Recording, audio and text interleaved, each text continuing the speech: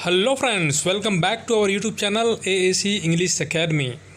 दोस्तों, इसके पहले वाली वीडियो में आपने प्रेजेंट इंडेफिनिट टेंस मतलब प्रेजेंट सिंपल टेंस के बारे में जाना था और आज के इस वीडियो में हम जानेंगे पास्ट सिंपल टेंस के बारे में।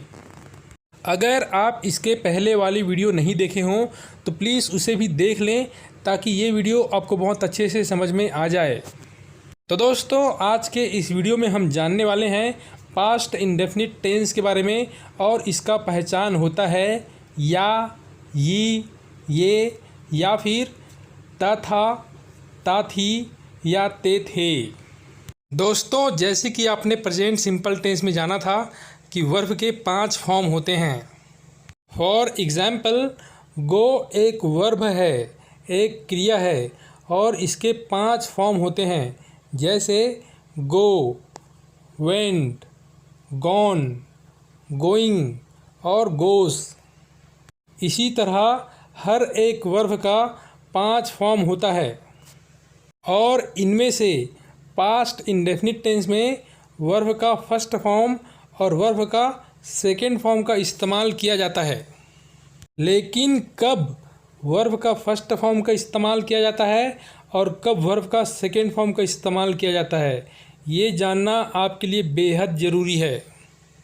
वर्ब का सेकेंड फॉर्म का इस्तेमाल पास्ट इंडेफिनिट टेंस में सिर्फ और सिर्फ सिंपल सेंटेंस बनाने के लिए ही किया जाता है।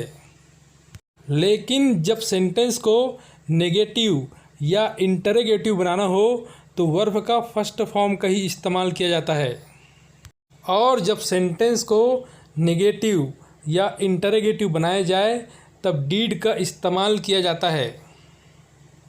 क्योंकि इस टेंस में डीड एक लौता हेल्पिंग वर्ब है तो इसके साथ हर एक सब्जेक्ट का इस्तेमाल किया जाता है जैसे I, you, we, they, group, he, she, name या माय फादर, माय मदर। सभी के साथ में सिर्फ डीड का इस्तेमाल किया जाएगा।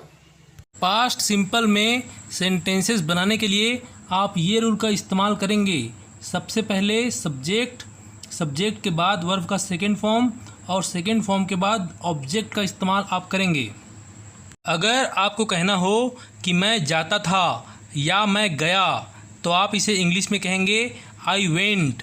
वेंट गो का सेकेंड फॉर्म है। चलिए इन सब बातों को एग्जाम्पल्स के थ्रू बेहतर तरीके से समझते हैं। इसी तरह से अगर आपको कहना हो तुम जाते थे या तुम गए तो आप कहेंगे यू वेंट। हम जाते थे, वी वेंट। वे जाते थे, दे वेंट। लड़के जाते थे, बॉयज़ वेंट। और अगर आपको कहना हो कि वह जाता था तो आप कहेंगे ही वेंट। वह जाती थी, सी वेंट। राम जाता था, राम वेंट। पापा जाते थे, फादर वेंट। तो आपने यहाँ पर देखा सभी सब्जेक्ट के साथ में गो का सेकेंड फॉर्म वेंट का इस्तेमाल किया गया है।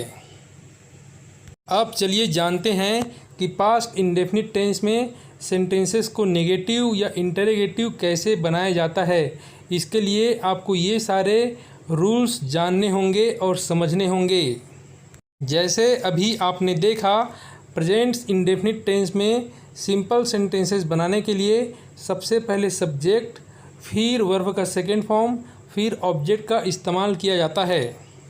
और सेंटेंस को नेगेटिव बनाने के लिए आप सबसे पहले सब्जेक्ट, फिर डीड के साथ नॉट का इस्तेमाल करेंगे, फिर वर्ब का फर्स्ट फॉर्म और फिर ऑब्जेक्ट का इस्तेमाल आप करेंगे।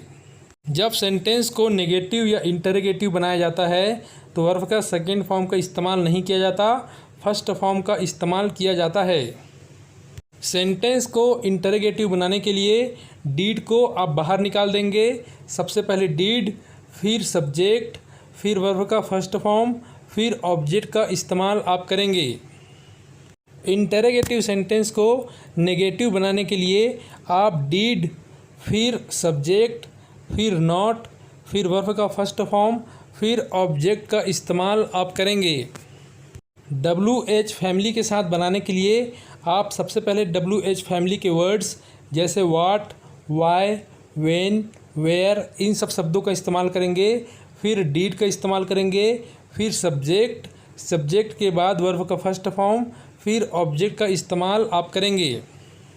इसे नेगेटिव बनाने के लिए आप सबसे पहले WH फैमिली के वर्ड, फिर डीड, फिर सब्जेक्ट, फिर नॉट, फिर वर्ब का फर्स्ट फॉर्म और फिर ऑब्जेक्ट का इस्तेमाल आप करेंगे। आप इसका स्क्रीनशॉट लेकर रख सकते हैं ताकि आपको बात अच्छे से समझ में आ जाए। चलिए इन सभी रूल्स को एग्जाम्पल्स के थ्रू समझते हैं। अगर आपको कहना हो कि मैं जाता था या मैं गया, तो आप कहेंगे आई वेंट।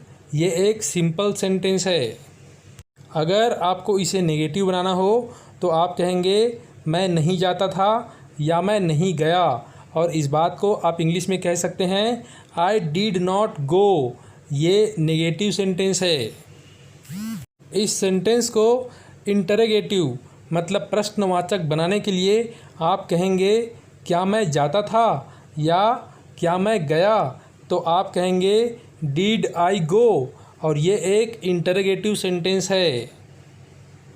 इसे नेगेटिव बनाने के लिए आप कहेंगे क्या मैं नहीं जाता था या फिर क्या मैं नहीं गया, और इस बात को आप इंग्लिश में कहेंगे डिड आई नॉट गो।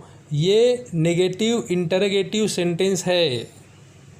यहाँ पर आप देख सकते हैं जब सेंटेंसेस को नेगेटिव या इंटरोगेटिव बनाया जाता है तब डिड का इस्तेमाल किया जाता है, और जब सेंटेंस में डिड का इस्तेमाल होता है तो हमेशा वर्ब का फर्स्ट फॉर्म का ही इस्तेमाल किया जाता है। चलिए अब WH फैमिली वाले सेंटेंसेस देख लेते हैं।